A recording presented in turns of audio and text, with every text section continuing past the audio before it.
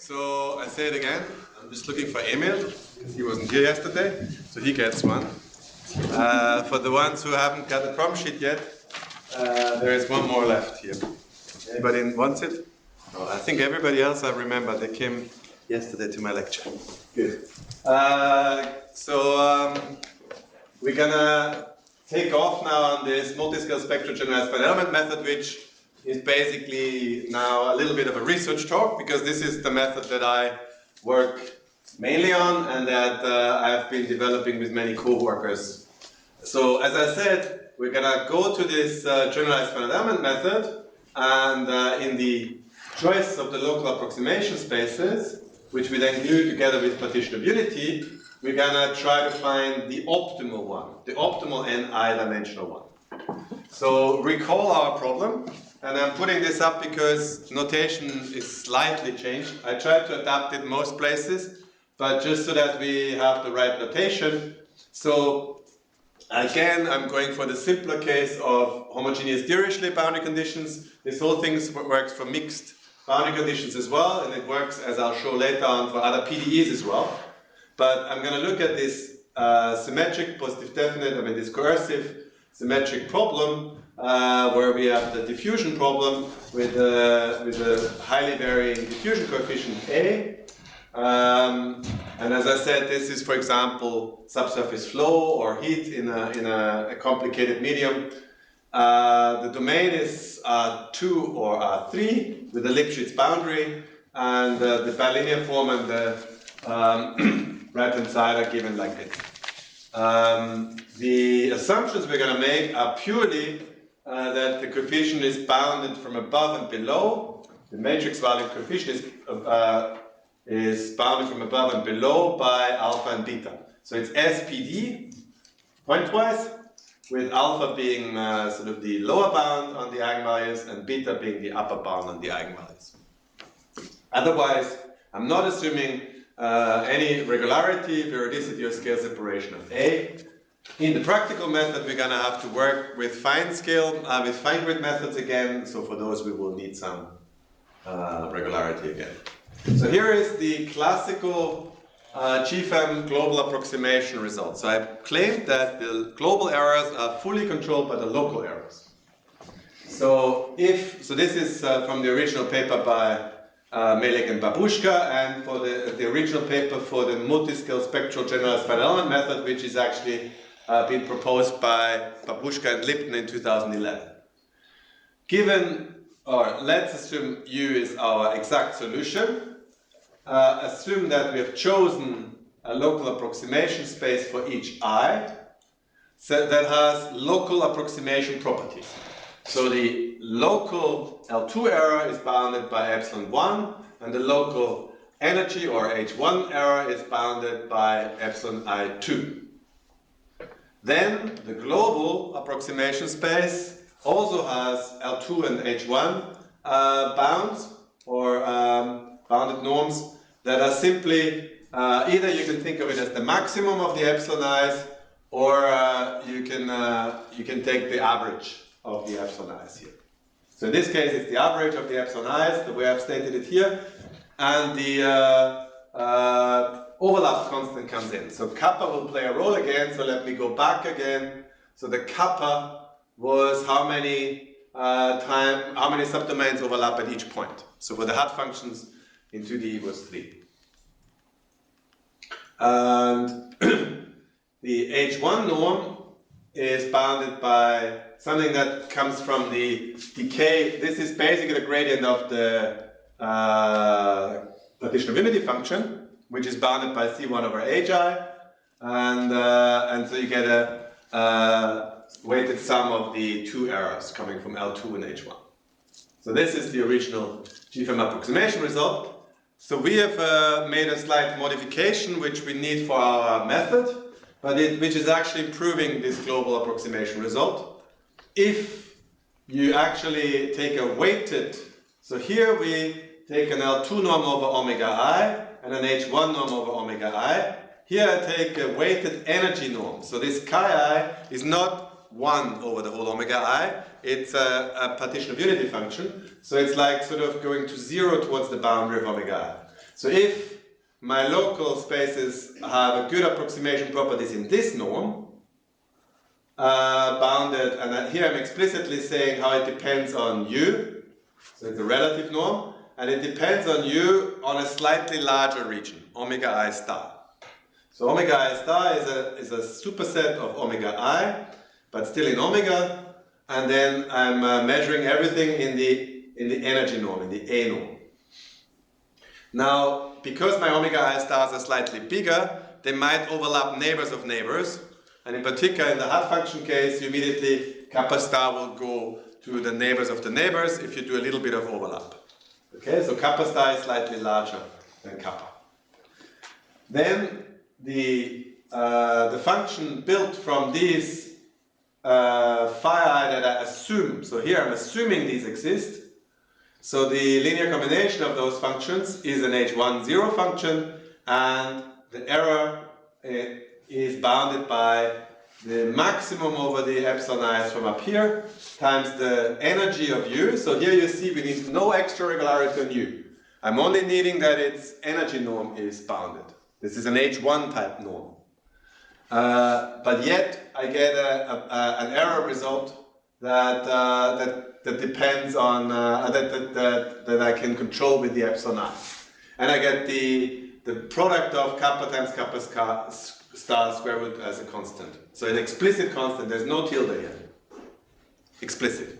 I can actually, once I have estimates of these, I can actually have an a posteriori error estimator. Now I also know that because the Galerkin projection in the A norm is in fact the best approximate in the A norm, that the Galerkin solution, so the one I'm getting by solving the Galerkin projected system, is in fact also bounded by this error. So essentially I have now a bound on my global error if I can get this thing above there. So later on I'm only going to focus on this because this is my global result. So let me just quickly show you this global approximation result. It really is almost a one-liner.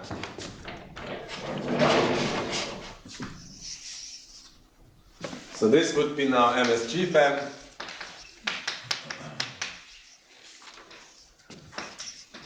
Proof of the global approximation.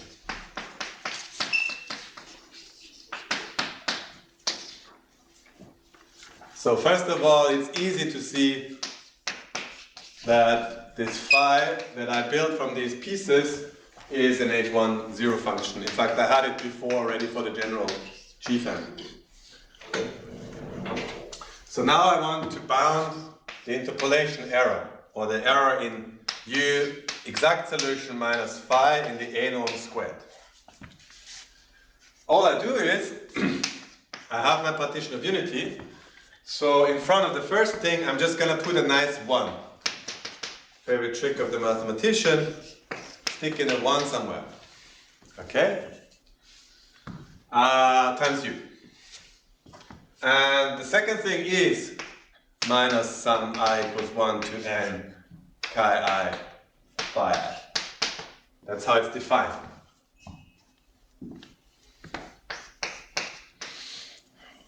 Now, I can split that up into pieces, but I need to be careful because of the overlap. So I need to do a sort of a triangle inequality on this square. And the triangle inequality in the square gives you how many components you're going to get in. So locally, there's always ever going to be k, kappa, that I have to do a triangle inequality over.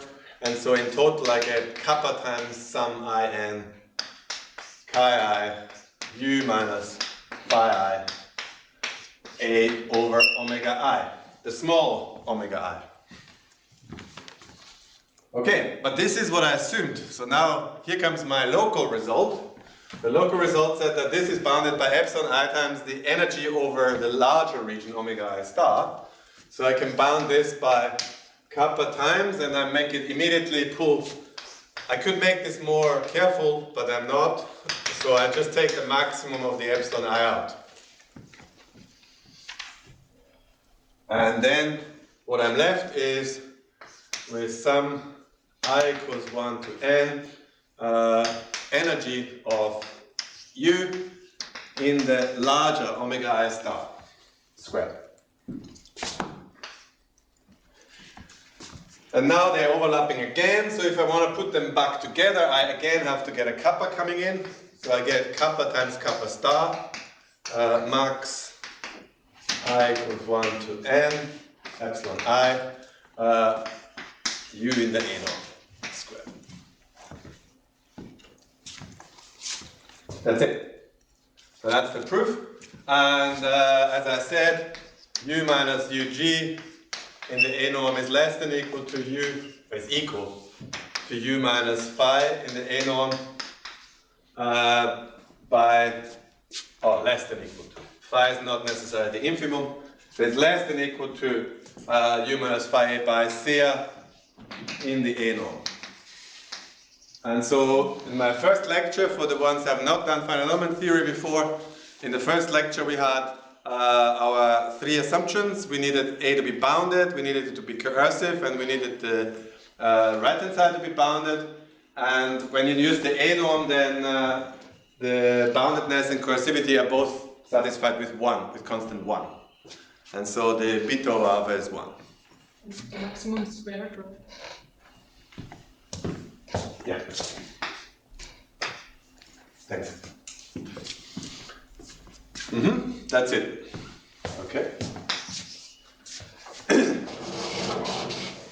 I'm going to switch on the computer in the meantime and then see if you finish maybe with the writing down. Okay, so that was the result. And in comparison to the previous result, did I just do something? What happened? Ah, shit. It's my own laptop that's just switched off. Okay, so in comparison to the previous result that I had on the previous slide, you see that we're now assuming something about this weighted A norm instead of here we had the L2 norm and the H1 semi-norm, and but we don't need any bound on the L2 norm. We only need this bound on the energy. So what am I going to do now to build the best, so to get this satisfied? So we're going to use the oversampling domain, which we need for this result here. We define explicitly an omega I star. So we do, as with LOD, we oversample.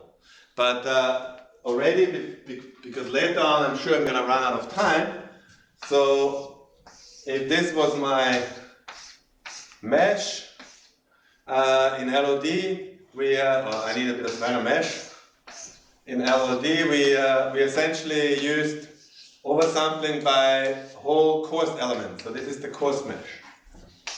What we're going to do here is, when here is one of these elements, we're going to use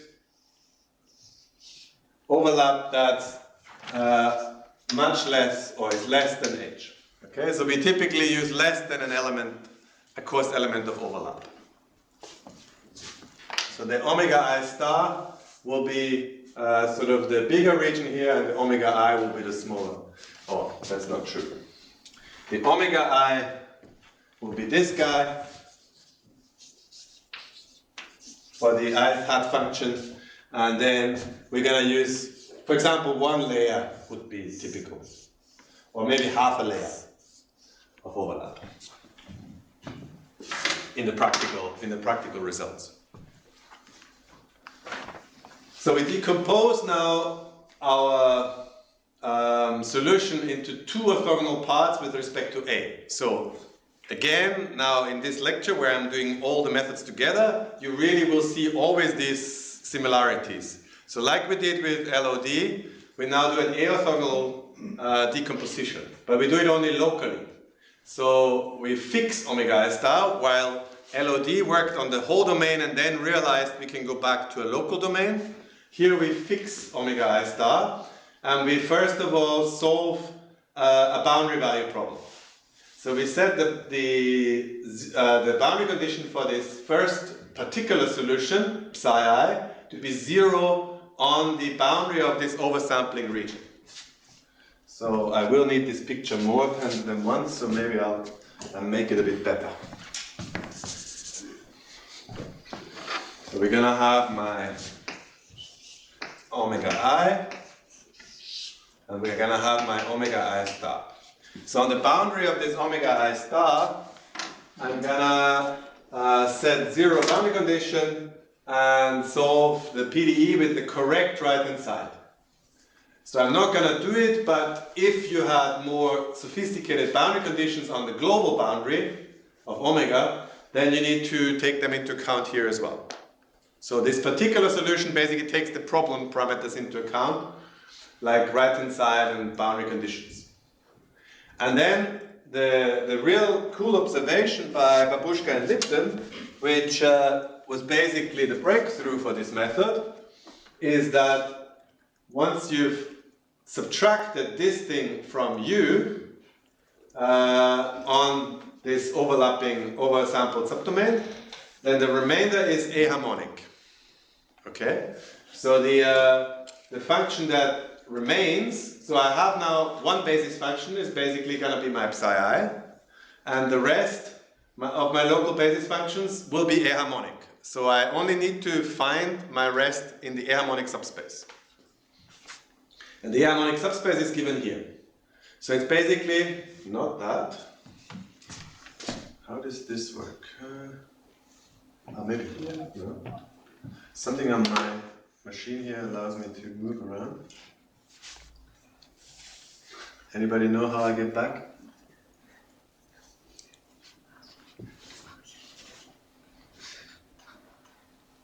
Okay.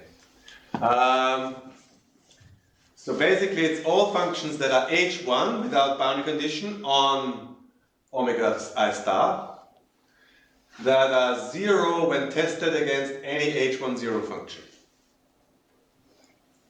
So that's aharmonic. And now to optimally approximate this aharmonic part, we associate an operator with the partition of unity, because afterwards we're going to cut the function off and find the Kolmogorov n-width of this compact operator, which is the partition of unity operator. And then once you have a compact operator, then you can go to very classical theory. You can do singular value decomposition, and you can find the best n approximation of the subspace. So we want to find the best n approximation of this subspace. Well, this subspace times partition of unity. So let's look at first a subspace of this subspace. So unfortunately this subspace is in H1, so it also has the constant it has the kernel in it, and so we define by HA0 the subspace where we kind of eliminate the constant, and we do this by using this specific functional. So if we subtract this functional from a function, like here, as such, then the object U minus psi I minus this constant will be in this subspace of HA, and we have a decomposition H10, which is my particular solution, plus HA0, which is what we're going to deal with now, plus constant. And this is an A orthogonal decomposition into these three pieces. And so now I'm defining an operator on this subspace, on AH0, that maps a function in this subspace, an A orthogonal function with mean 0, maps it to chi I times V. So I'm multiplying a function from this subspace with chi I. Remember, our final basis will always be chi I times our local approximation space. So this is what we're going to do anyway to get our basis of the global functions. Why am I doing this? Because of this Cacciopoli argument. And I'm going to go straight away again to the well, maybe let's discuss it first, because otherwise you might not have seen it. So we had already a Cacciopoli type argument. I wrote the word down in the proof for LOD when we had also a cutoff function. We had a localization function there. So if I take such a W1 infinity function eta, which later on will be a cutoff function, and it should be in H10 on omega I star. And if I multiply it with an aharmonic function, then the inner product, the A inner product of eta times u with eta times v is actually an L2, a weighted L2 norm. Watch out. There's no gradients on u and v anymore. There's only gradients on the eta function. This is some sort of homogenized local coefficient which takes A and multiplies it with the partition of unity function squared, or gradient of the partition of unity function squared. And in particular, if you put u and u in here, you can get a bound, and this is what's really the Cacciopoli inequality. You can get a bound on the energy of the cutoff eta times v in terms of the L2 norm of the original v. But this only holds for aharmonic functions, and that's what I'm going to prove now.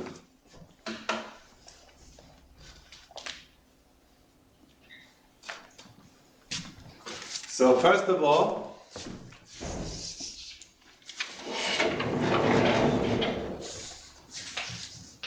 we're going to have to do some algebra, or some. Well, actually, it's not algebra. It's it's analysis. It's some product rules and some Green's function.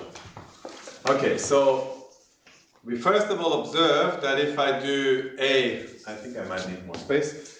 If I do A grad u dot grad eta squared v, so this is a little aside. So if I multiply v with eta squared and do this product, then I can use the product rule on the second term, and I get A grad u dot grad eta v with eta plus A grad u dot grad eta, no, A dot grad, no. I was right. U grad eta eta v. Okay. So I'm splitting this into eta and eta times v. Okay. And I'll call this star. And thus, if I now take what we really want to bound, is A grad eta u dot grad eta v. And I take product rule on the first term, I get A grad eta dot A dot grad eta v all times u plus I need more space for this, plus A grad u dot grad eta v times eta. Okay, so the first one of these two, this guy, colors, let's use colors. So this guy is equal to A grad eta dot grad eta uv plus A grad eta dot grad v with eta u. And then I'm using star here to do the other one. From star I get that, so this gives me this guy here, and then via star I get plus A grad v dot grad eta squared v minus A grad v grad u. This should have been grad u as well. Sorry, this should be grad u here. A grad u dot grad eta times v. Okay? Okay, now I'm gonna exchange roles of u and v. So exchange u and v, and I get that a grad eta v dot grad eta u is equal to, okay, same as here, a grad eta dot grad eta uv plus, sorry, minus, no plus, plus a grad eta dot grad u eta v plus a grad v dot grad eta squared u minus a grad v dot grad eta u. Okay, why did I do this? Because this term here now cancels with this term, and this term here cancels with this term if I add the two. So if I add the two, then these terms cancel, and I can use symmetry. So this guy is equal to this guy because of symmetry, and so if I add the two, I get the following result. So I get well, I write it immediately as integrals now.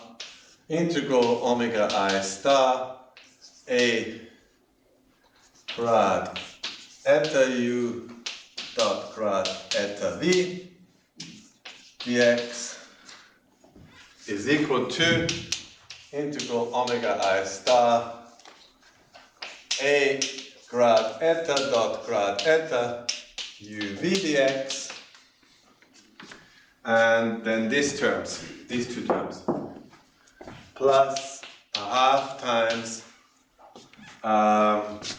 integral omega I star a grad u dot grad eta squared v dx plus integral omega I star a grad v dot grad eta squared u dx.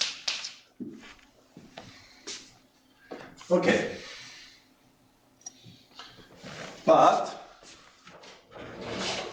since u and v are HA functions, they are aharmonic, and eta squared u and eta squared v are H10 functions. If I multiply an H1 function with the W1 infinity function, that's also 0 on the boundary, I get an H1 function back, H10 function back. So these guys are H10, these guys are HA, this is 0. This is exactly how we defined HA. So these guys are now 0.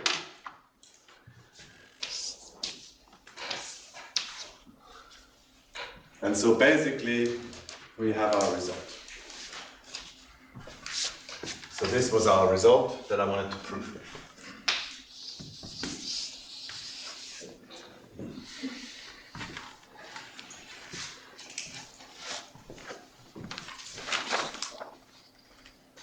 Before I switch it on, any questions? Anything I made a mistake anywhere? Okay. So essentially, you exploit the fact that these functions are aharmonic in order to get rid of all the terms that involve grad u's and grad v's.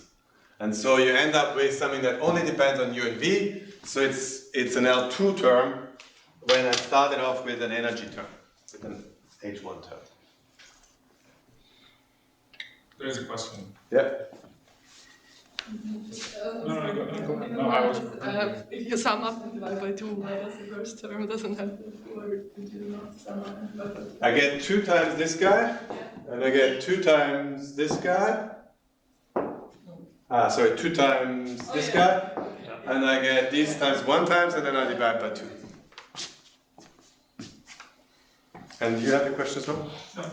Okay, cool. So we got the first bound, the first equality, and then by sticking in u in both, or v in both arguments, using the fact that a is bounded from above by b, and a beta, and grad eta has a, and I pull out the square of the gradients, then take the square root of the whole thing, I get this Poincaré, this quadruple inequality. Okay? Why did I show you this quadruple inequality? So obviously, we were at this guy. So we didn't multiply with eta, we multiplied with chi. But chi, remember, is a partition of unity function, which is in W1 infinity and which cuts off. And so it is exactly a function like this. And so this holds particularly for chi. And since it holds for chi, for any v in the subspace HA0 of omega I know that the image of my partition of unity operator in the energy norm is bounded above by the L2 norm of V. Now, because V lives actually in an H1 space, but I can bound it by a norm from a larger space, L2, that is actually H1 is embedded in, compactly embedded in. This symbol means compactly embedded in. That means this operator has to, because it's an operator that acts from HA to H1, 0, and therefore it's compact. Okay, so now why do I tell you something about compact operators? Because of this very classical notion. And I think now I'm talking to some people who are coming from different fields. I know that the organizers in particular will know this. So if I talk about n-dimensional subspaces of a space, of an infinite-dimensional space in this case, I can define something called the Kolmogorov n-width. So this is a bit of a, for those who have never seen this, this looks a bit daunting, inf, but essentially it means what's the best subspace, Qn, of dimension n, such that if I take a function, any function in my original space HA0, and I approximate it by a function in Qn, such that the sup over all such functions, and the best one in this subspace is the relative error as this. This is called the Kolmogorov n-width, and this is something that's very important these days because it's something that you require for machine learning to show that, or for model order reduction to show that something can be approximated well in a low-dimensional manifold. And what I'm saying here is that pi I, the image of HA0, can be approximated well with in an n-dimensional space, and I know how well, namely dn is my bound. And the second thing that's cool about compact operators and Kolmogorov n-widths is that I can explicitly compute it. I can explicitly compute the best Qn hat. It's the image of the first singular vectors of pi. So the singular vectors corresponding to the largest singular values of pi. How do you get singular values of an operator pi? Well, you look at pi star pi at the square and compute eigenvalues of this equation, and then the square root of these eigenvalues are the singular values. The positive square roots are the singular values of the operator pi, and so the nth one will be controlled, and the second result that Pincus has is that you can explicitly say what the error is when you take n, namely the first singular value that you don't include.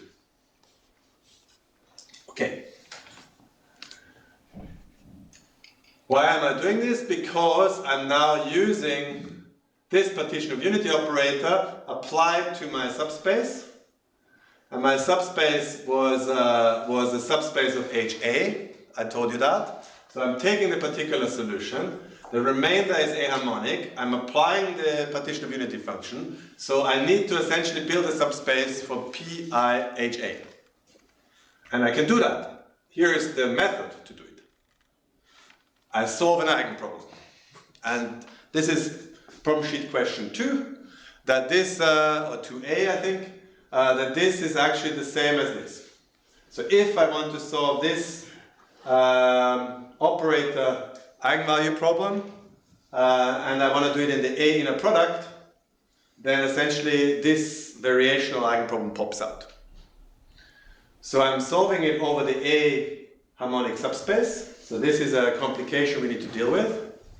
But we're basically solving that the partition of unity operator is here on the left, PIV, PI phi, times lambda this. And then in this slide, I've put all the functions together in one space. So here is the particular function, here is the constant. So I'm not solving over HA0, I'm solving directly over HA. And because this variation problem just will give me an extra eigenvalue 0 with constant eigenfunction. And so basically, this is the particular function, this is the constant, and then I'm adding n minus 2 further functions, and that's my n-dimensional subspace. And it's the best one, and I know how good it is. The error is the first eigenvalue I'm not including. The square root of it, the singular value of the operator.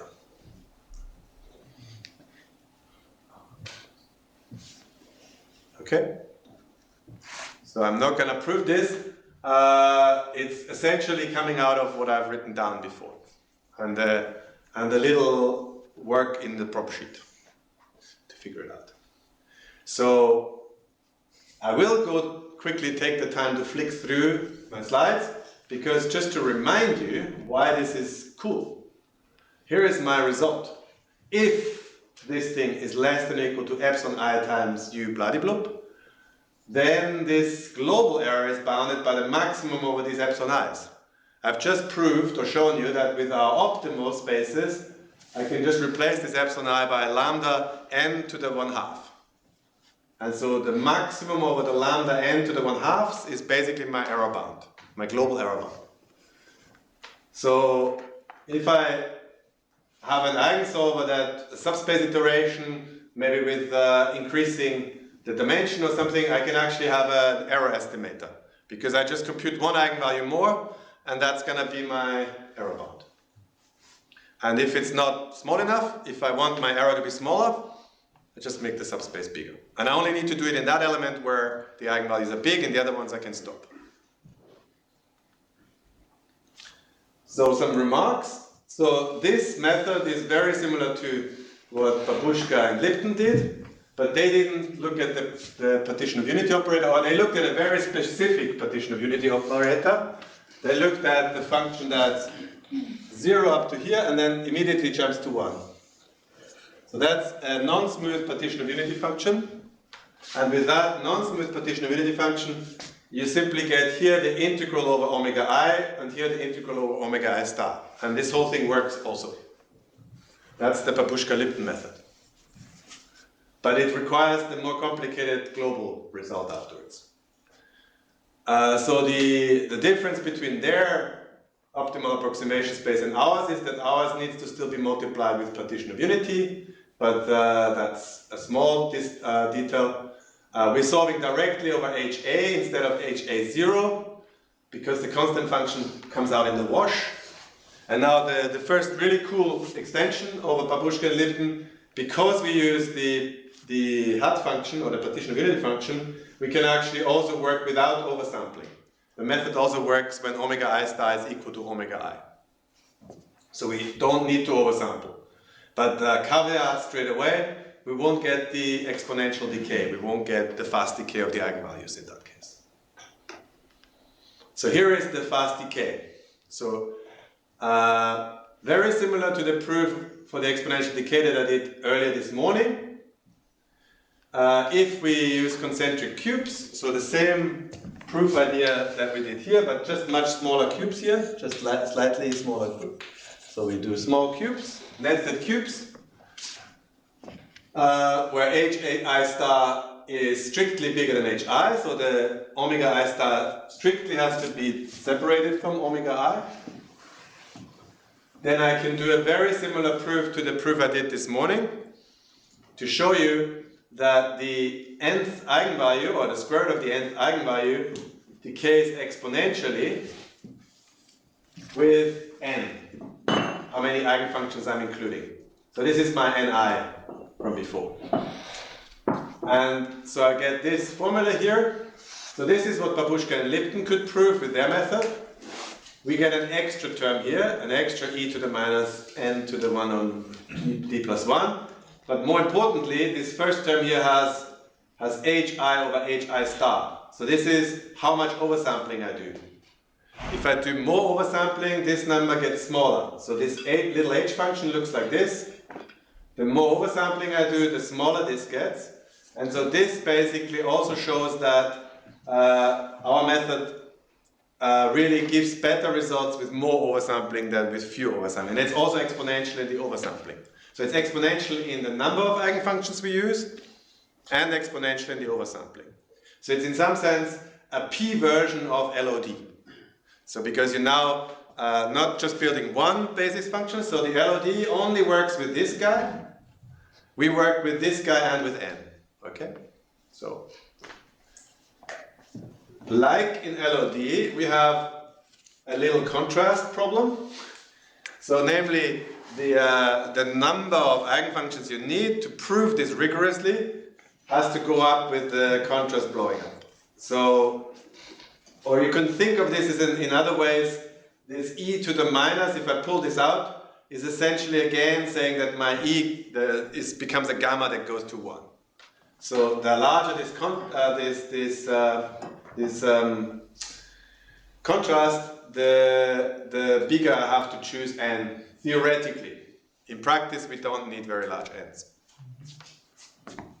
Question. The 1 over d plus 1, do you observe it numerically? Good question. So first of all, I'm going to have a slide in a minute where Chupong, the main author here, has already improved it to 1 over d, so we can definitely get to 1 over d. But we observe 1 over d minus 1. And this is sort of also going towards what Moritz did with his superlocalization results. So actually, I think the proof that it's 1 over d minus 1 is still missing. But we observe 1 over d minus 1. So this is important. I mean, obviously you know a little bit about this field, but for the ones that don't know, so this is basically how much this thing is not exponentially. So this is nearly exponential, because exponential would be e to the minus n. But e to the minus n to some power that's less than 1 is not quite exponential. And in 1D, this thing goes like a half. So what we can prove is 1 over d, so that goes like 1. So in 1D we have optimal convergence. What we observe is that in 2D we also get exponential convergence, and in 3D we get n to the 1/2. So we have this exponential decay. We have an explicit dependence on the oversampling, which Babushka and Lipton did not manage to with their proof. So it actually gets better, and I'll show you the numerics afterwards when you use more oversampling. And we can do without oversampling. When omega I star is omega I, we can also prove that the eigenvalues decay, but now only algebraically. So you need much more eigenvalues. And this is the result I just said. So this paper I recommend have a look, because it not only extends the theory to improve this result, but it extends it to many, many other PDEs and is much more comprehensive.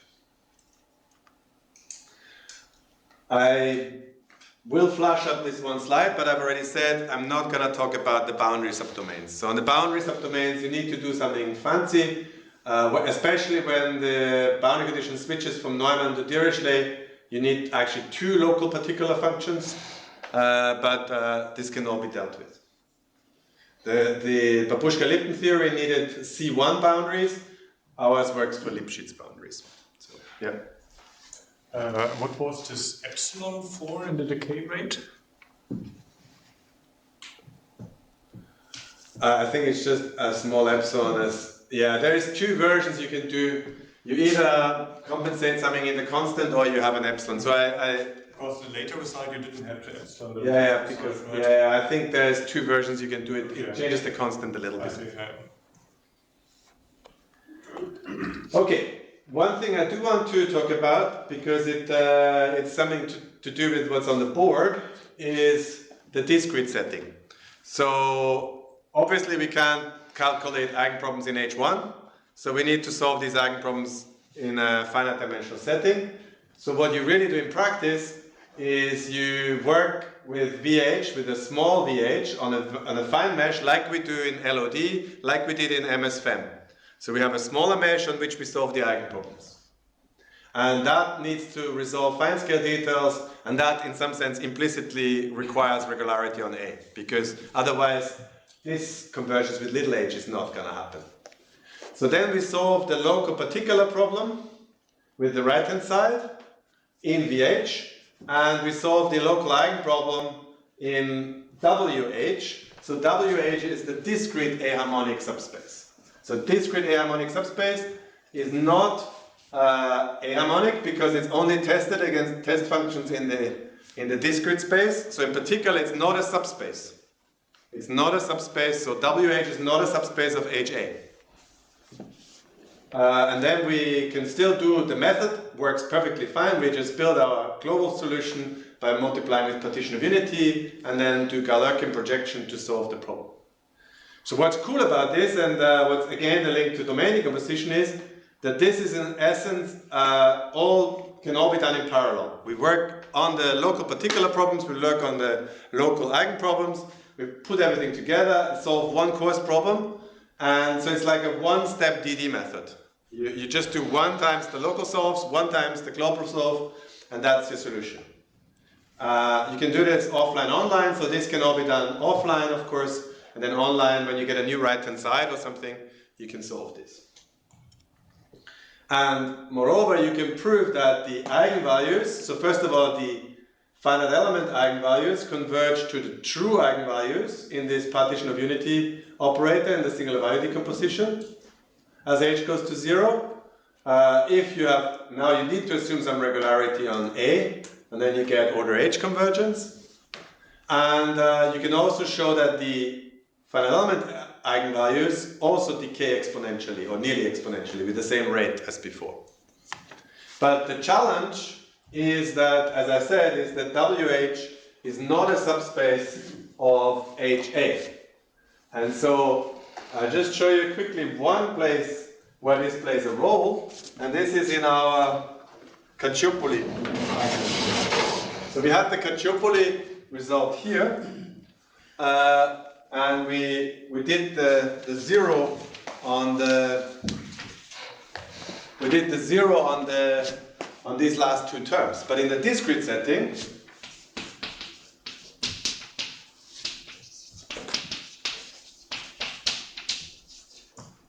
the last step doesn't work.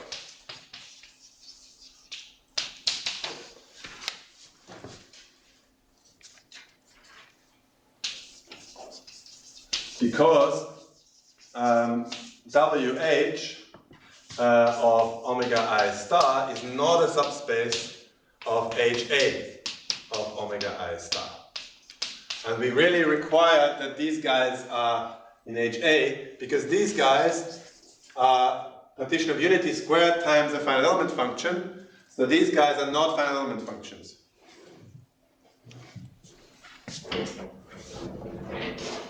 But if I now look at the case UH, VH in WH, so in the case where they're the same, I'm only looking at the case where they're the same. So if UH is equal to WH, then I know that integral omega I star A grad UH dot grad, if I take the interpolant of this I onto the fine mesh little h,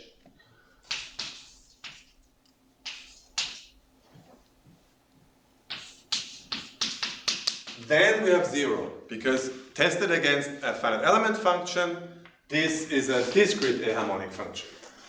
Okay? So what I need to do now is I need to again use trick number 1 in the book. I need to introduce the interpolation operator into my error estimate. So I can basically now show, so thus the second term, or this term up there that I set to 0, the second term on the right here, can be bounded by, so integral omega I star a grad UH dot grad eta squared U, and now I can put a 0 in, same trick as every time, I little h of eta squared UH, VH,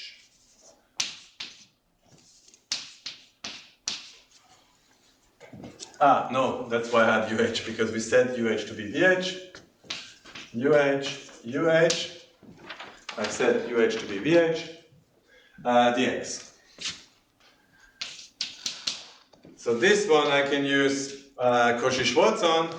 I get energy norm of UH on omega I star times the second term here, which is eta squared UH minus interpolation of eta squared UH, also in the energy norms. Well, strictly speaking, it's in the H1 norm. No, sorry, I put a to the half to this guy and a to the half to this guy. So this is just Cauchy-Schwarz. But now, and I'm not going to write any more things down, so I can use a super approximation result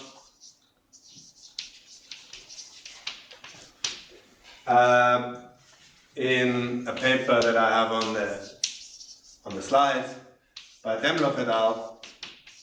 2011 to bound this guy by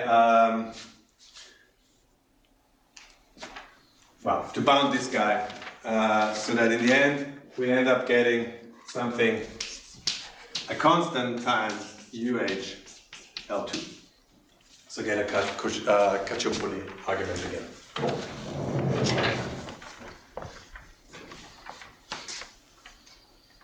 Okay, so in the discrete setting we need to do a little bit more work. We also need to do a little bit more work to bound to get the exponential decay. So for this, thank you. For this we need this result from homogenisation theory from Chekhov, Kotov, and Aleinik. But you can't work it. So the discrete setting works through, so we can actually have a practical method for solving, for a multiscale method, by solving one local boundary value problem and one eigenvalue problem per subdomain. Now, how do we do this? So I said already, solving this eigenproblem is a little bit of a challenge because we need to solve it for phi in HA. And the whole problem V also should be in HA. So we need to somehow enforce aharmonicity on our functions. A basis of that space is a bit tricky to get by, but that's exactly what Babushka-Lipton did. So Babushka and Lipton essentially took boundary hat functions. So if you're in omega I here, yeah, I can draw it here. So omega I star, you take any hat function on the boundary and do an aharmonic extension of it. So that's a boundary value problem for every hat function. So that's like a lot of boundary value problems. Callow and then Chen et al., they use some random sampling techniques from these so that you don't have to compute all of them. Babushka-Lipton in a follow-up paper just took a larger, like wider hat functions as the basis to do it. In our first paper, we solved another eigenvalue problem on the boundary first to get the dominant eigenvectors on the boundary. But actually, this is what now we use all the time. really what you just need to do is you need to enforce the harmonicity weakly with the Lagrange multiplier.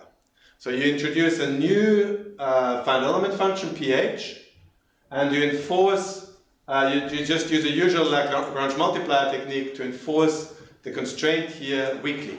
So you increase the problem size by a factor 2, but the eigenvalues of this problem are identical to the eigenvalues of the others. So we know they decay exponentially and they are positive. So they are actually, it's a well-posed. Normally saddle point eigenproblems are nasty, but this one actually has a positive spectrum or non-negative spectrum. So here is what it would look like. So you essentially have your V functions where I split so the V function is a harmonic function on omega I star, so it has boundary values as well. The Lagrange multiplier lives only on interior vertices. So essentially you get a block here of interior vertices of V1, boundary vertices of V1, and then interior vertices of P. So this is exactly the same matrix as this. And this is exactly the same matrix as that, and so on. So essentially this has a very nice block structure. You can do some linear algebra to eliminate various blocks, and you get an eigenproblem of the same size as the original eigenproblem in dim Sn. Dim Sni, I should say. Dim Sni omega I star. This is wrong what I wrote here. So what's nice as well is, and this is now talking to the people who are more linear algebra leaning, you can actually solve these eigenproblems fairly well because we know that there's gaps because they're exponentially decaying. So at any one point, the relative gap in the eigenvalues is large. This does not hold for other spectral methods for finding local eigenproblems, for finding local approximation spaces. In particular, the generalized multiscale finite element method by Fenwick and Galvis has not got this nice property. But obviously this is still the bottleneck. This is the thing where you need to invest your time because this is costly, and we're doing a lot of work on making these solvers faster and getting better performance. The second thing I've already said several times, I can actually have an a posteriori error bound. If I calculate the eigenspace one bigger than what I'm using, I get an error bound, an explicit error bound with fixed constant, with known constants. So here is some numerical results. So this is our model problem on 0, 1 squared. I have a source term that's peaked large and around 0.15, 0.55. So somewhere here, I guess. Somewhere here is the source. I think the boundary condition is a mixed boundary conditions which has some flow going in certain direction. And this is the coefficient. So the coefficient is 2 million up here and 1 here. So the blue is 1, the red is 2 million. So it's huge contrast. And this is what the actual solution on a fine grid calculated looks like for this problem. It's an artificial problem, but it has some features like cracks and blockages that you would observe in subsurface flow. And here is what the method does. Now, this looks not so impressive until you look at the scales. So we have a semi-log plot here. So this is linear and this is exponential. So essentially, if you have a linear log plot, then these are exponential decay rates. So for any oversampling size, so L tells you how many fine grid elements I'm oversampling. So I told you I'm not oversampling by a coarse element, I'm oversampling by 5 fine grid elements. The fine grid is 1 over 500. So if I have, for example, here with 8, I have 8 by 8 subdomains, then per fine grid, per coarse grid element, you have 500 divided by 8 elements, and so 5 is not very much overlap. Then green is 10, and so red is 5, green is 10, and blue is 15. So you see clearly that there is a decrease, so the oversampling helps. And here is a plot of with h over h star. So you see it's exponential in the oversampling, and it's exponential in the number of modes you include, eigenmodes you include. So here we include 10, 20, 30, 40 per subdomain. But this is done on a very coarse mesh. So we're doing 8 by 8 subdomains. And what I'm plotting is the energy norm error relative to the truth energy.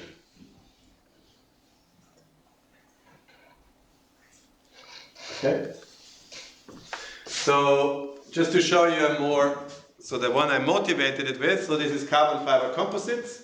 So they would typically be aligned in plies, in sort of 0.5 millimeter or 1/10 of a millimeter thick plies, where the fibers are all orientated. So here you see two plies, one ply where the fibers are lying this way, and one where the fibers are lying into the plane.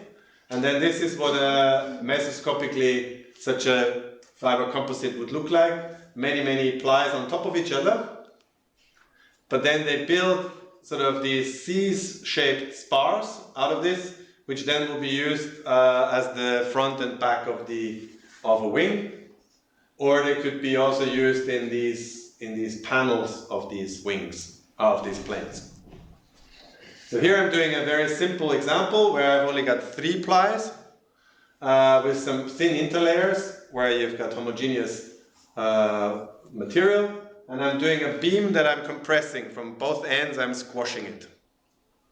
Then the equation I'm solving is the one that Catherine had on her slides yesterday. So this is linear elasticity with these boundary conditions, and you can fully extend the theory. And the error, the relative error, is this square root of kappa star again, times the maximum of the square roots of the eigenvalues that I'm not including. And here you see the eigenvalues for this problem, as they, again, now this is a 3D problem, so they're not exponential anymore, they're nearly exponential. These are bending a little bit. It does, so I'm showing here for subdomains that are not squares. They're really ruggedy subdomains that I'm doing my problems over with partition of unity functions on these ruggedy subdomains, and still the eigenvalues decay nicely. And then remember, because of this result, the error is exactly just a multiple of this. And you can plot it as well, it just looks the same. So now there's a test where we try to squash a more complicated C-spar. So this is a C-spar which has also some narrowing in the middle, so it has some geometric features. And here we did a weak scaling experiment. So we made the beam longer and longer and longer, and looked at whether our method scales in parallel. So if we run everything in parallel, then obviously all the local solves, eigenproblems, etc., I'm just gonna subdivide onto as many solvers as there is, as I'm increasing the problem size. But the coarse problem grows, of course. The coarse problem gets bigger and bigger, and I'm not solving that in parallel. So at some point that will become the dominant bit, but I'm sort of counteracting this by making the coarse space a little bit smaller here. We also showed that we can compare it to real measured data, so we really broke a spar, like literally had a machine to break it, and the camera that measured the deformation, and then you can see that our method can completely match the experiment with this. So this is this one, sorry. This is a load displacement curve where we essentially showed that the experimental values are agreeing nicely with the calculations. So what you want to do in practice, of course, is you don't want to recompute the spaces all the time. So here is a study where we essentially introduced a defect. So here is a defect, some wrinkling defect. And then all we need to do is we have pre-computed the basis for the pieces without defect. So the pristine one is pre-computed, the eigenbases are in here in a database. All I need to do is, around the defect, I need to compute 5 or 10 eigenproblems to compute the basis locally. Then I use the other basis functions from here, and I can do a global calculation in my coarse space. So what I can do then is I need 2 to 3 minutes to do these new eigencalculations, 16 seconds to solve the coarse problem, and I can do I can use my parallel computer now to do thousands of such things. I can put the defect here and here and here and here and here. I have a video, but I think I'm not going to play it. What I want to talk about briefly is extensions, and then I want to get to the parametric setting. So you can have convection. You can add convection, so you can have some non-symmetric problems. The symmetry is not crucial. The inner product in which we do the SVD, you need to take the symmetric part of this operator. You can't do the SVD in this inner product, so this is not an inner product when it's non-symmetric.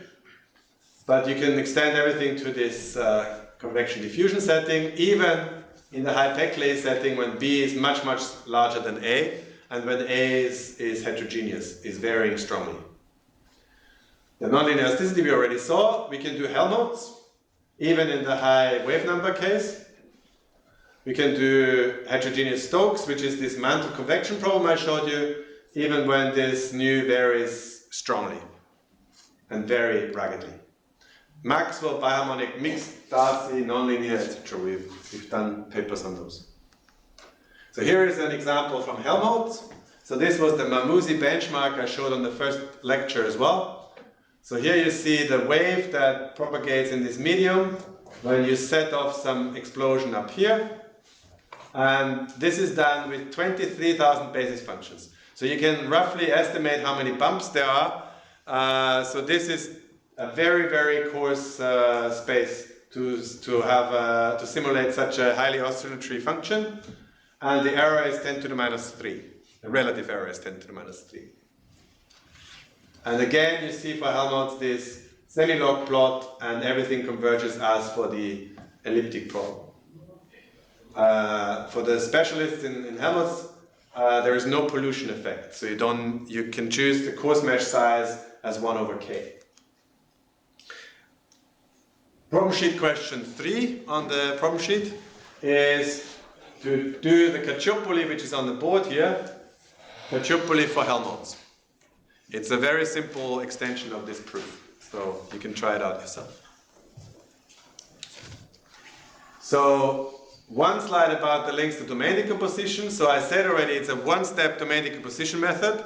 So you could ask yourself the question, if I don't compute as many eigenfunctions and I make it inaccurate, can I just iterate again?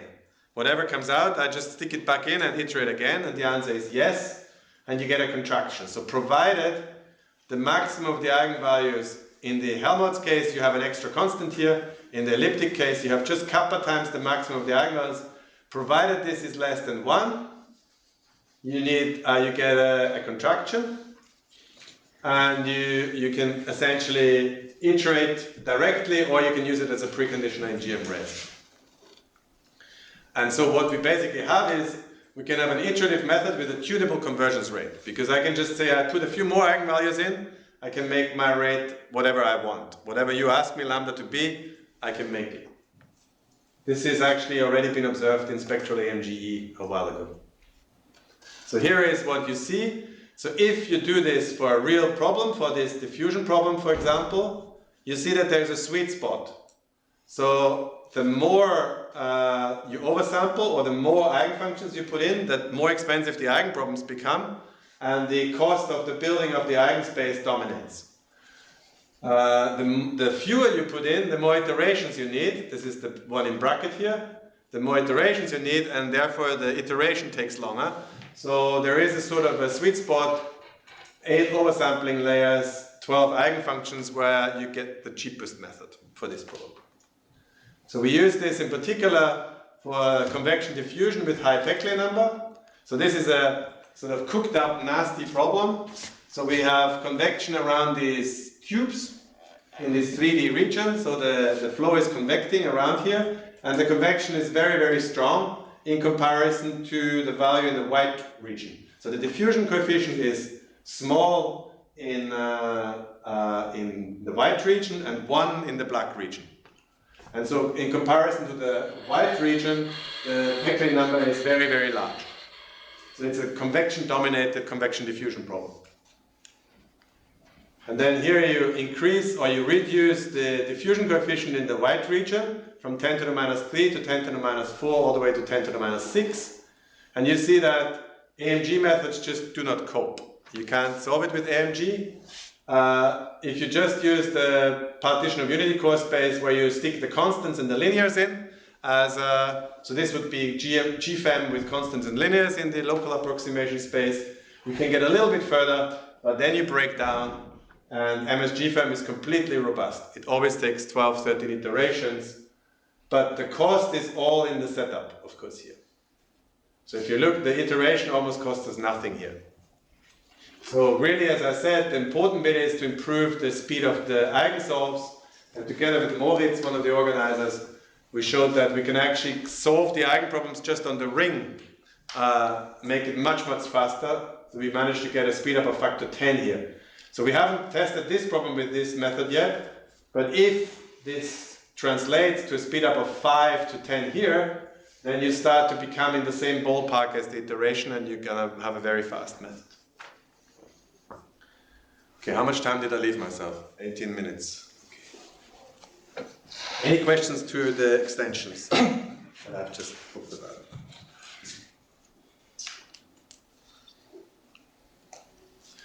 Okay, so in modern numerics, a lot is about getting surrogates. Catherine was talking about it yesterday, about surrogates for PDE solvers when you need them in an optimization, in a UQ setting, whatever. We're in the setting of multiscale problems here. So the parameter space is huge. So if you have a multiscale problem and you change something locally somewhere, you're going to have a very large, especially a spatial uncertainty. You're going to have a huge parameter space to search over. So you're going to really have to do hard work to get a good surrogate for a problem, for multiscale problems.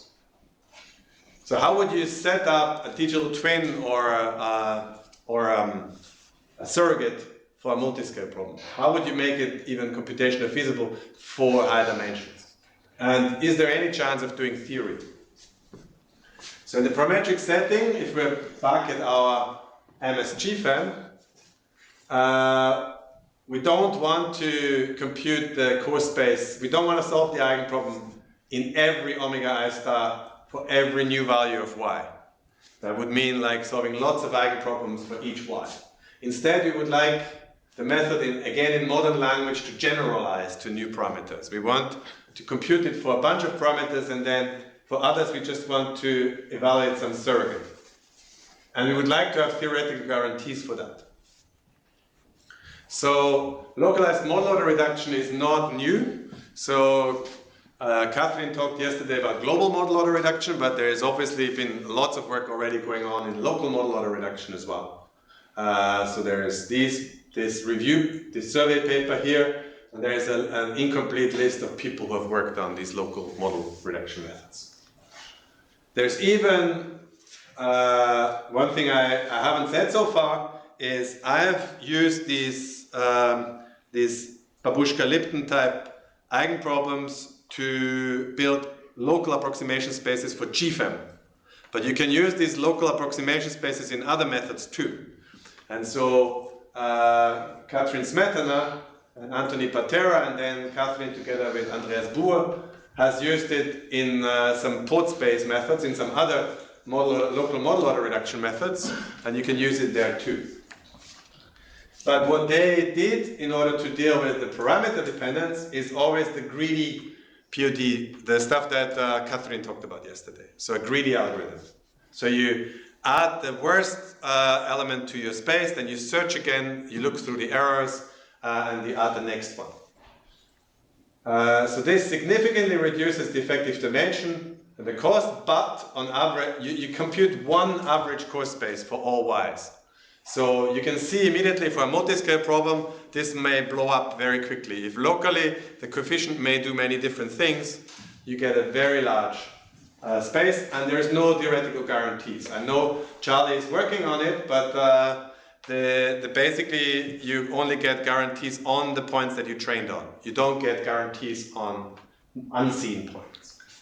So what we did to show what the method we are going to do, what I'm going to describe in a minute, which is based on interpolation, improves on it is I want to demonstrate it on a small example.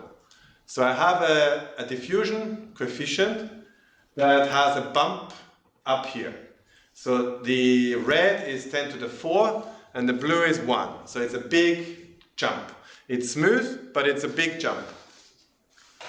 Now, my parameter will be where this bump is in the domain. So I'm going to move this around the circle around in the domain. So at one point it's here, then it's here, then it's here, then it's here, and so on. And I would like to solve this PDE for all those values of y. So for a given y, I can build my MS GFEM space, and I've left the particular solution out here. This is the constant, and then this is the first interesting new eigenfunction. So it's basically around the bump, and then sort of goes from 1 to -1 here or something. And then this is the third one. Now if I move the bump, then you'll see that this eigenfunction will move as well. And the eigenvalue corresponding to this eigenfunction here does this. So this is the eigenvalue corresponding to this first bump, to this first eigenfunction. So it almost stays the same. This is the second eigenvalue, this is the eigenvalue corresponding to this function, and so on, as a function of the angle y. So here I'm showing you a few pictures. So this would be the eigenfunction when I've moved the bump a little bit to the right. This is the next one, this is the next one, and so on. Okay? So you see that the eigenfunction simply reflects where the contrast is, where the high contrast is, and you would like to get your method to sort of predict what the eigenfunction is when y is a new value. So here I'm now learning subspaces.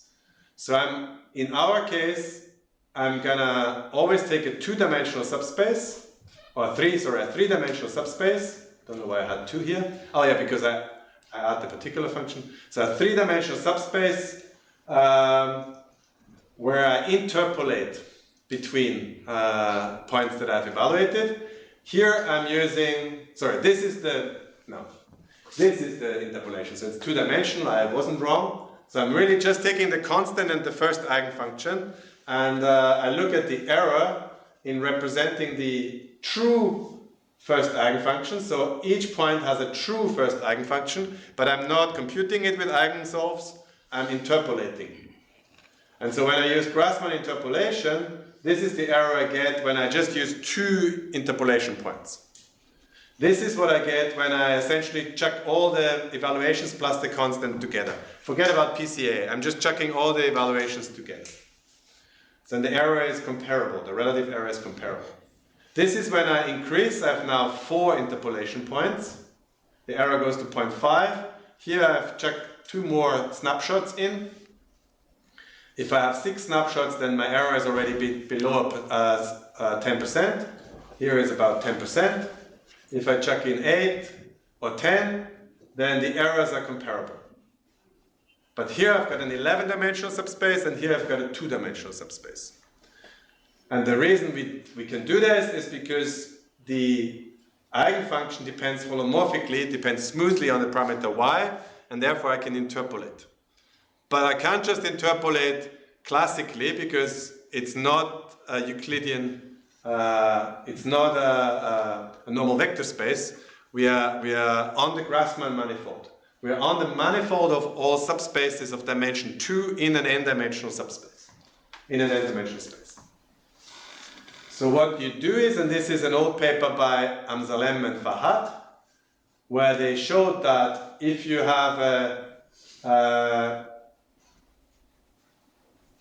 if you've got n-dimensional subspaces M, they form a Grassmann manifold in some ambient vector space.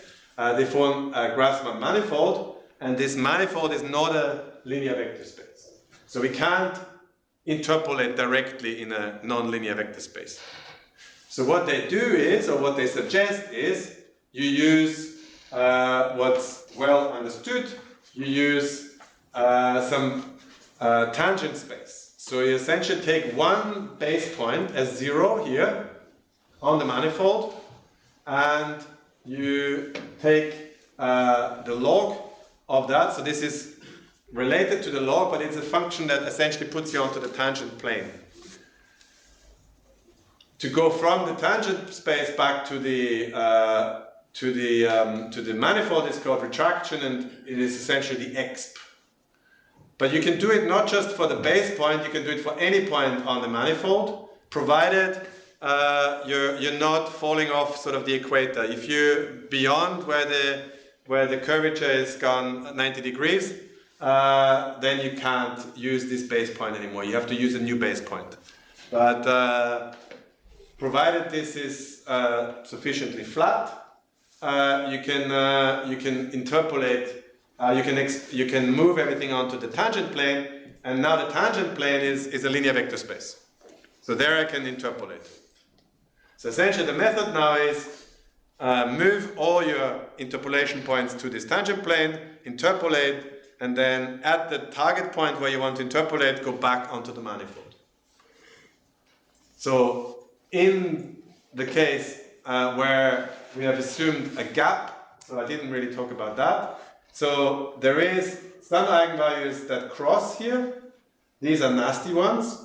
But if there is no crossing, then there is a gap in the spectrum.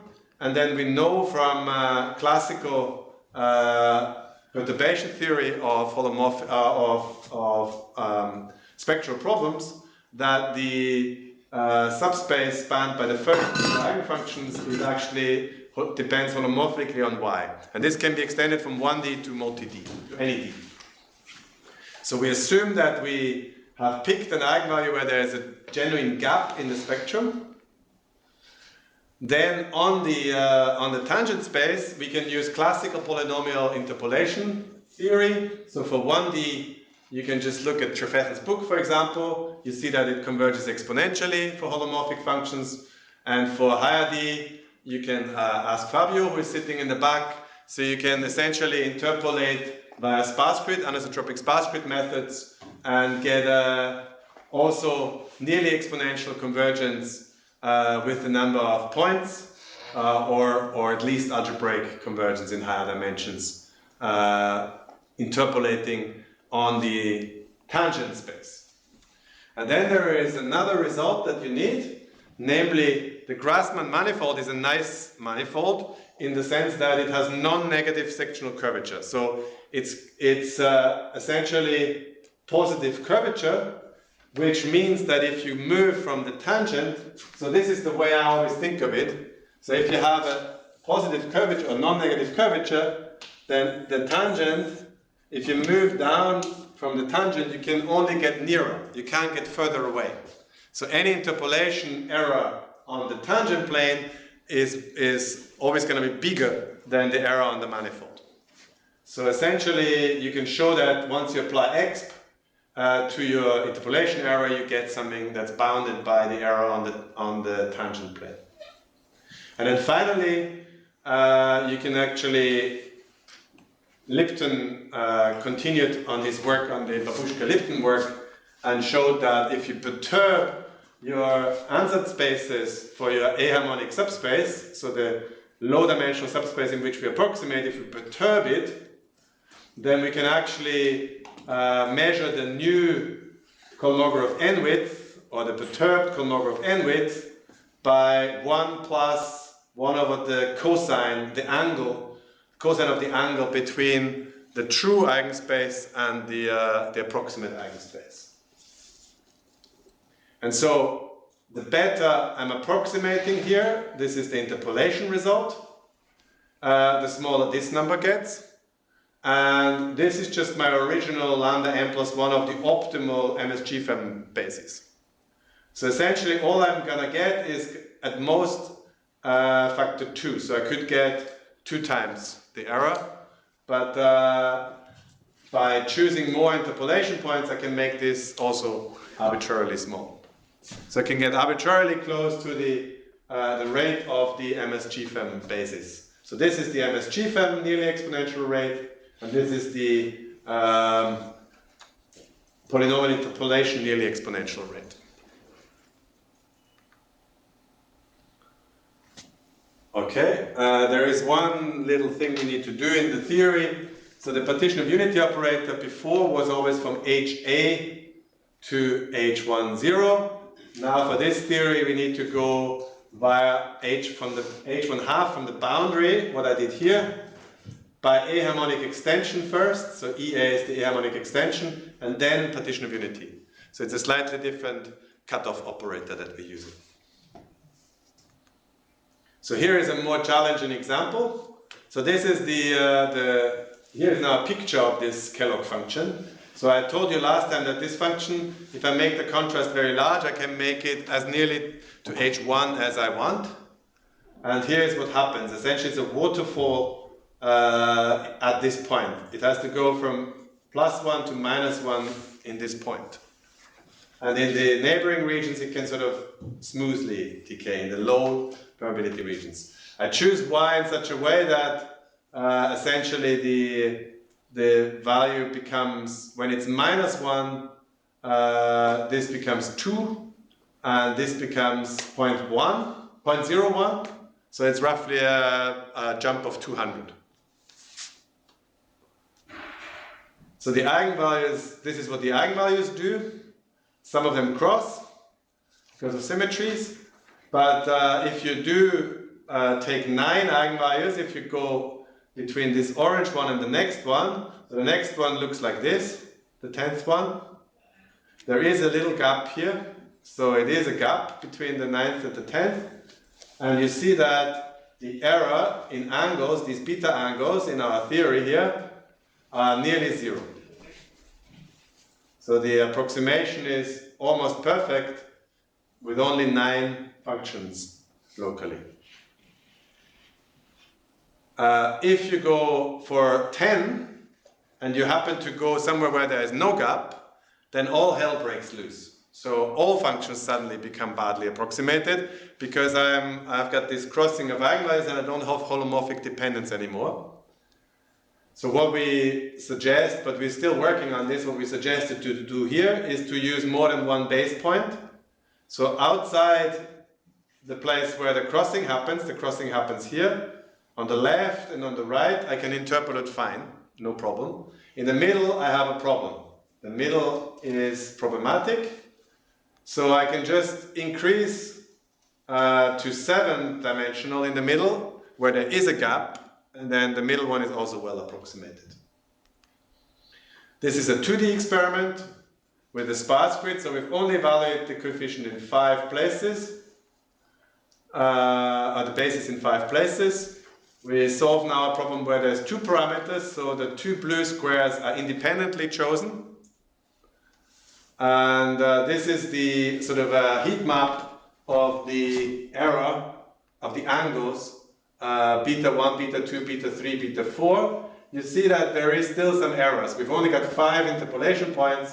I've zoomed in here for beta 8 here. And you see that in the corner, where we're getting close to a cross-point scenario, we still get errors.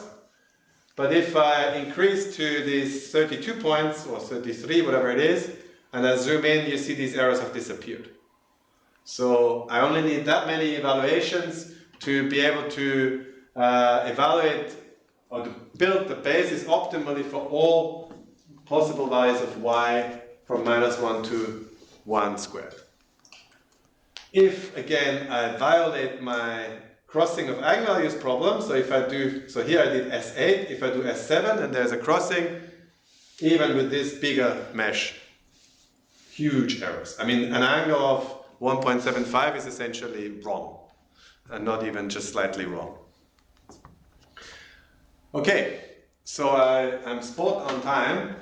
So as a summary for today, for this second part of today, I described to you yet another multiscale method, which is the one I'm working most on because I see the most promise.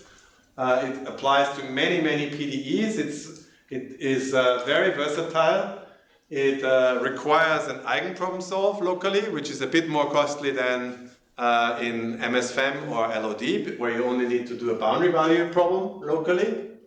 But as with LOD, we need no a priori regularity assumptions to get spectral convergence. Now, one thing I didn't say is, so here we've always added this local function, this particular function in, and therefore we can really get exponential convergence. If you leave the particular function out, you can get similar results as in LOD. You can get like O of capital H convergence results. You can get like as a homogenization, numeric homogenization result.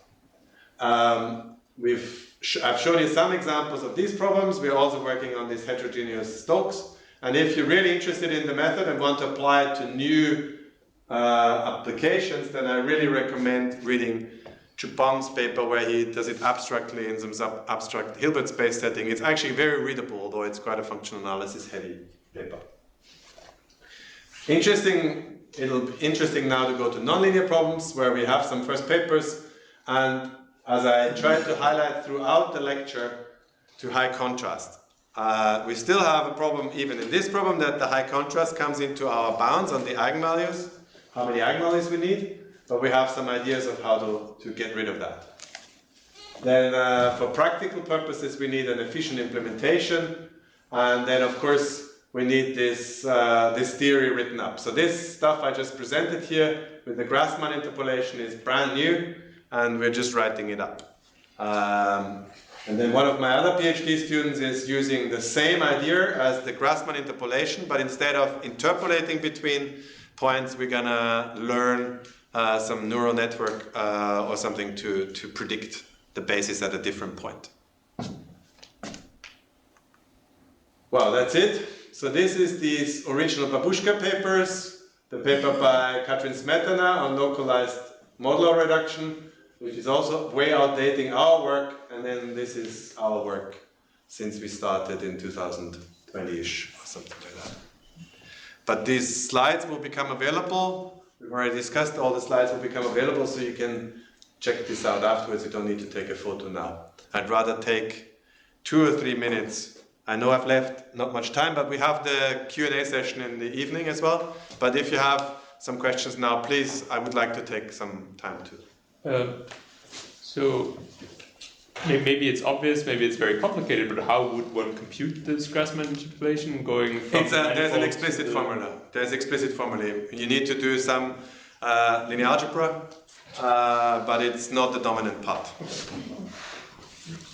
And in what way are you doing the partitioning of your domain into these subdomains? So this is one of the strengths of the method. We don't need any shapes. We don't need squares. Right. So typically we do it with Metis. Yeah. So we actually really just feed it at a graph partitioner, and it'll split it up into subdomains. And you just feed it any mesh of your domain, right?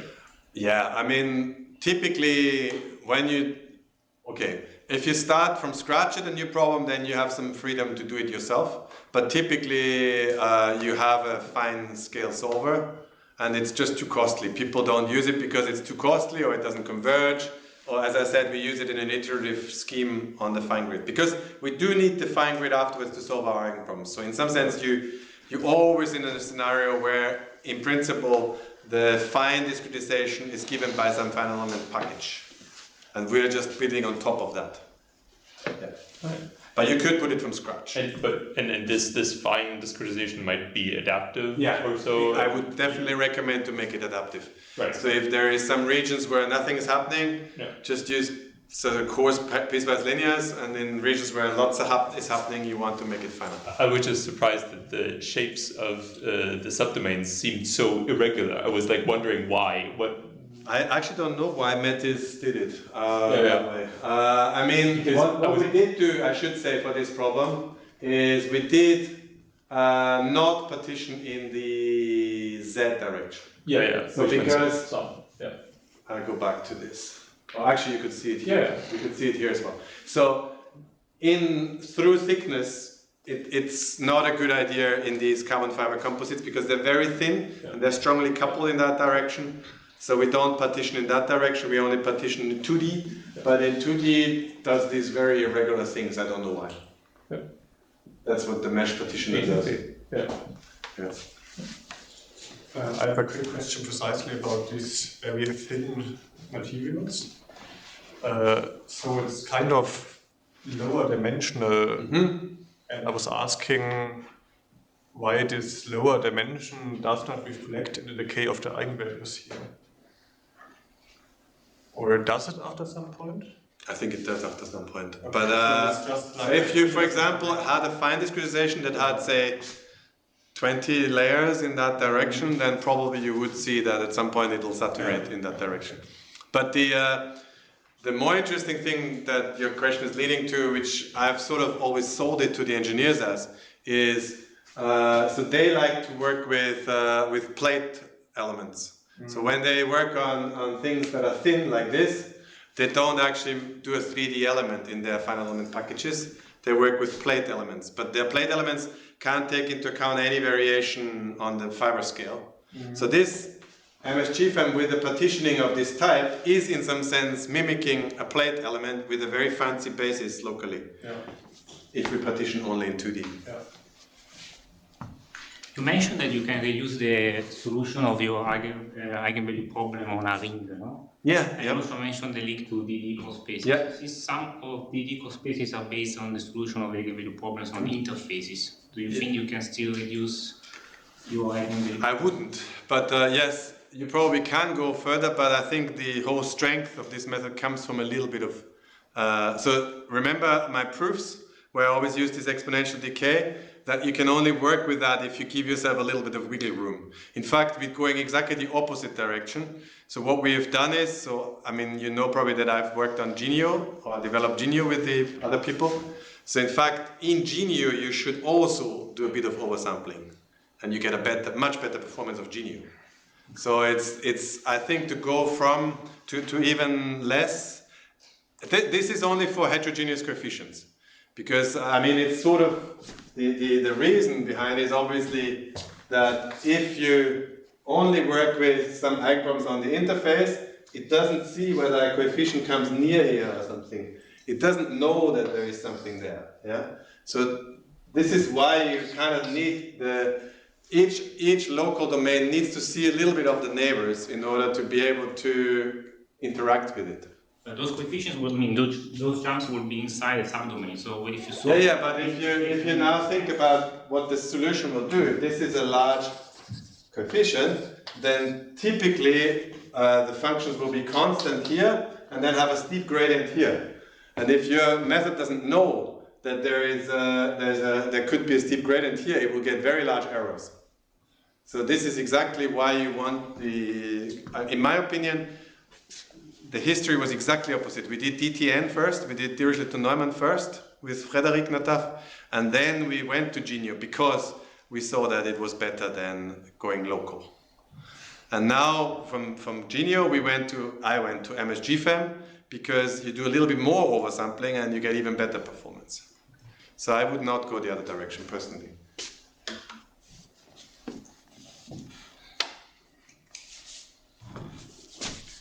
I think we should stop and you can have lunch. If there's more questions, please ask me tonight at 5 when we have another Q&A session, or send me emails. I'm always available. Thanks.